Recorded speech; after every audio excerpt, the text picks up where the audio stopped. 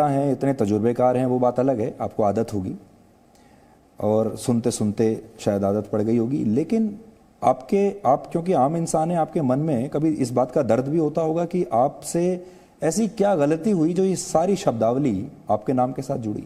कभी आपको उसका बुरा लगता है? मैं इंसान हूं, दर्द मुझे भी होता है, लेकिन मेरी कुछ जिम्मेवारियां हैं, इसलिए उस दर्द को पी जाता हूं।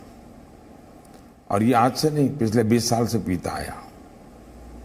लेकिन आप सीमा जब छोड़ देते हो तो आज मैंने पहली बार जी कुरुक्षेत्र की मेरी पब्लिक मीटिंग में क्या क्या मेरे लिए कहा गया उसका एक लिस्टिंग किया है। और मैं चाहूंगा कि जी टीवी जो मैंने पब्लिक में कहा है उसको बार बार, यहाँ का टीवी हो, आपका बंगाल का टीवी हो या उड़ीसा का टीवी हो, चुनाव जहाँ है चुनाव नहीं है, अगर दिखाएंगे तो देश को पता चलेगा कि एक इंसान के साथ कैसा जुल्म किया जाता है। हम राजनीति में न होते तो भी हमारा तो अनुभव है जी। हम जैसे लोग, और मैं अकेला नहीं, करोड़ों लोग हैं, हम जिस गरीबी से निकलते हैं, हम जिस पिछड़ेपन से निकलते हैं, तो हमने डगर डगर अपमान सहे हैं जी। अपमान सहते सहते ही निकले। ये बड़े लोग हमको डांटते हैं जी, हमने तो वो भी जिंदगी देखी है जी। रेल के डिब्बे में चाय बेचते थे तो कोई भी हमें डांट देता था जी, क्योंकि हमने हमेशा माना सब बड़े लोग हैं।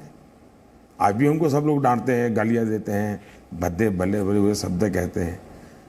अब हम बचपन से इसी को हमारा मान के चलते हुए, हमारा जन्म ही इस प्रकार से गरीबी में हुआ है, पिछड़ों में हुआ है। तो ये बड़े बड़े लोग हुए, नामदार है, उनके जहन में ही भरा हुआ है कि ये बाकी लोग तो तुच्छ हैं। तो मुझे जो गालियां पड़ती है उसका मूल कारण वो मानसिकता है। हमारे देश में अभद्र भाषा अब एक फैशन बन गया है। लोगों को अभद्र भाषा बोलने में अच्छा लगता है, वही उनका स्तर है। और बहुत सारे लोग ऐसे भी हैं जो ऐसी ही भाषा सुनना भी चाहते हैं। अभद्र भाषा अब एक फैशन है, एक नया नॉर्मल बन गया है। अब मैं आपको 2018 में मैंने इससे यानी 2019 से एक साल पहले 2018 में भी मैंने उनका एक इंटरव्यू किया था। बहुत सारे लोग ये कहते हैं कि वो मीडिया से बात नहीं करते, लेकिन आप आज खुद देखिए कि उन्होंने हमसे ही अकेले कितनी बार बात की है और बाकी लोगों से भी वो अक्सर बात करते रहते हैं। लेकिन हमारे देश में एक फैशन है, वो ये कि आप प्रधानमंत्री से कोई पॉजिटिव सवाल नहीं पूछ सकते। अगर आपने प्रधानमंत्री से कोई पॉजिटिव सवाल पूछ लिया, अगर सकारात्मकता को लेकर कोई सवाल पूछ लिया, तो आप पर आरोप लगते चले जाएंगे। पूछने वाले पर भी आरोप लगेंगे और इंटरव्यू देने वाले पर भी आरोप लगेंगे। अब आपको एक ऐसा सवाल दिखा रहा हूं जो मैंने पूछा था, लेकिन हम पर कई आरोप लगे और यह कहा गया कि यह सवाल अच्छा नहीं था, यह सवाल नहीं पूछना चाहिए था। लेकिन हमारा तर्क यह है, क्या पूरा देश ये जानना नहीं चाहता कि एक देश का प्रधानमंत्री जो 70 साल की उम्र में भी आज भी दिन में 18 घंटे काम करता है, कैसे कर पाता है? एक ऐसा प्रधानमंत्री जो 70 साल की उम्र में सिर्फ 3 से 4 घंटे सोता है, एक दिन भी छुट्टी नहीं लेता, 365 दिन लगातार नॉन स्टॉप काम करता रहता है, वो ये कैसे कर पाता है? क्योंकि आज आप में से जितने भी लोग सुन रहे होंगे, मुझे नहीं लगता कि आप में से बहुत सारे लोग ऐसे होंगे जो 7 दिन बिना रुके 18 घंटे एक दिन में काम करते होंगे। तो जाहिर है मैंने उनसे ये सवाल पूछा, मेरी ट्रोलिंग भी बहुत हुई इस सवाल को लेकर, लेकिन आज मैं चाहूंगा कि आप ये सवाल भी सुनिए और उनका जवाब भी सुनिए। 2018 का इंटरव्यू है। आप फकीरों की तरह रहते हैं, आप फकीर अपने आप को बताते हैं, और दूसरी तरफ आपका परिवार भी इतना बड़ा, 100-125 करोड़ का आपका परिवार है। छुट्टी आप कभी नहीं लेते, और मैंने ये सुना है कि जब आप विदेश दौरे पर जाते हैं तो रात में ट्रैवल करते हैं, कहीं आप रात में रुकते नहीं हैं, हवाई जहाज़ में आप अपनी रात बिताते हैं। तो ये एज में अभी इतनी एनर्जी आप कैसे लेकर आते हैं? क्योंकि आपकी उम्र में बाकी लोग शायद कल्पना भी नहीं कर सकते, और आज आपकी एनर्जी ऐसी है कि कोई देश के जो युवा हैं उनको भी शायद शर्म आ जाए। एक तो मुझे लगता है कि ये मेरी जिम्मेवारी है, और ईश्वर ने जितना समय दिया है उसका सर्वाधिक उपयोग देशवासियों के लिए होना चाहिए। और हम लोग तो बचपन से सुनते आए हैं कि शरीर का कण कण और समय का पल पल देश के लिए खपना चाहिए। तो बचपन से जो संस्कार मिले हैं, जो आदतें लगी हैं, ये बात सही है कि मैं जिस प्रकार से काम करता हूँ वो कोई अच्छा नहीं है। मेरे डॉक्टर मित्र भी मुझे मना करते हैं और कभी कभी मुझे अच्छे मित्र भी कहते हैं कि कुछ समय सोचने के लिए भी खाली रखना चाहिए। अब पता नहीं, मुझे वो आदत आती नहीं मैं बिना काम रह नहीं सकता हूँ। अपने लिए जीने का कभी स्वभाव नहीं बना। कार्य के लिए समर्पित रहता हूँ, जब जो काम मिले वो जी जान से करता रहता हूँ। बस आप लोग, देश की दुआएं मेरे साथ हैं। शायद एनर्जी का कारण भी देश की दुआएं हैं, देश के आशीर्वाद हैं। और कभी किसी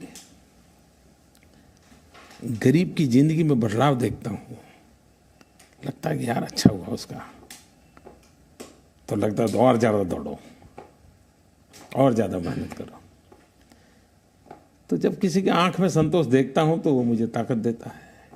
और मेरा ये काम है, मुझे करते रहना चाहिए। और मैं देशवासियों को कहूँगा कि मुझे आशीर्वाद दीजिए कि मैं इससे भी ज़्यादा काम करूँ, इससे अधिक लगन से करूँ, अधिक ताकत से करूँ, अधिक समय लगाऊँ। यही मुझे आशीर्वाद चाहिए। तो प्रधानमंत्री मोदी ने कई बार ये बात कही कि जो उनके बारे में इस तरह का दुष्प्रचार करते हैं वो एक एजेंडा उनके दिमाग में रहता है और वो ग्रसित विचारों से की वजह से ऐसा करते हैं। अब अगर ये सवाल प्रधानमंत्री से कर लिया और प्रधानमंत्री ने अपने बारे में ये सब बातें बताई तो मुझे लगता है देश के आम लोगों को ये बात बिल्कुल बुरी नहीं लगी होंगी। लेकिन इस देश में ऐसे पत्रकार भी हैं जो विपक्षी दलों के नेताओं से, कांग्रेस अध्यक्षा से ये पूछते हैं कि उनकी रसोई में क्या बनता है, ये पूछते हैं कि उन्हें खाने में क्या पसंद है, ये पूछते हैं कि वो अपने घर में जब रहती हैं तो क्या काम करती हैं, क्या खाती हैं, क्या पीती हैं। उस पर किसी को कोई आपत्ति नहीं होती और ये सब कुछ ये देश वर्षों तक, दशकों तक सहता चला आ रहा है। अब आपको वर्ष 2014 का एक इंटरव्यू दिखाते हैं। ये इंटरव्यू तब का है जब वो प्रधानमंत्री नहीं बने थे। 2014 के लोकसभा चुनाव चल रहे थे। उस समय वो गुजरात के मुख्यमंत्री थे, प्रधानमंत्री पद के दावेदार थे, लेकिन चुनाव प्रचार चल रहा था, चुनाव के नतीजे आए नहीं थे। और गांधीनगर में उनके घर जाकर मैंने ये इंटरव्यू तब उनका किया था। और उस समय 2014 में भ्रष्टाचार बहुत बड़ा मुद्दा था और परिवारवाद बहुत बड़ा मुद्दा था। प्रधानमंत्री बनने से पहले इन सवालों के जवाब में उन्होंने तब क्या कहा था, आज आपको सुनना चाहिए। फ्लैशबैक में आपको एक बार लेकर जा रहे हैं। आपको कभी मोदी जी ऐसा लगता है, आपने खुद एक बार अपने भाषण में कहा था कि मेरे आगे पीछे कोई नहीं है, तो मैं भ्रष्टाचार करूंगा तो किसके लिए करूंगा? क्या आपको ऐसा लगता है क्योंकि आपके आगे पीछे कोई नहीं है, आप परिवारवाद से ऊपर हैं, परिवार से ऊपर हैं, ये एक चीज आपके पक्ष में जाती है और आपके जो विरोधी हैं उन पर परिवारवाद के लगातार वंशवाद के आरोप लग रहे हैं? मैं ऐसे ढेर सारे लोगों को जानता हूं कि जिनका भरा भला परिवार होने के बाद भी भ्रष्टाचार के पाप में नहीं पड़े। इसलिए परिवार को दोषित देना ठीक नहीं है जी। मेरा जो कहने का तात्पर्य था वो हमारे देश में एक कहावत के रूप में कहा जाता है, उसमें अर्थ में। लेकिन इस देश के मीडिया को फुर्सत नहीं है। हिंदुस्तान के मीडिया के और खास करके न्यूज़ ट्रेडरों ने ये बना दिया है कि सारे राजनेता चोर हैं और उससे कारण देश में निराशा फैली है। अगर हम गंदगी फैलाते रहेंगे तो देश में निराशा फैलेगी जी। मैंने कभी नहीं चाहा कि मोदी का परिवार कैसे रहता है और मुझे इस बात का गर्व है कि मेरी माँ आज भी 8 बाय 8 के कमरे में रहती है, 5 रुपये 7 रुपये का हवाई चप्पल पहनती है और उसको जीवन का संतोष है। ये मेरे संस्कार है, ये मेरा गर्व है। लेकिन कोई अगर दिन रात यही बातें करता रहे और कोई हमारे वाक्य को इधर उधर करके कुछ भी लफबाजी करते रहे, इससे क्या देश का भला होगा क्या? तो आज हमने आपको 2014 का इंटरव्यू हमने आपको दिखाया, 2018 का दिखाया, 2019 का दिखाया और आज क्योंकि देश के प्रधानमंत्री का जन्मदिन है इसलिए आपको एक बार फिर से उन्हें करीब से जानने का एक मौका हम दे रहे हैं।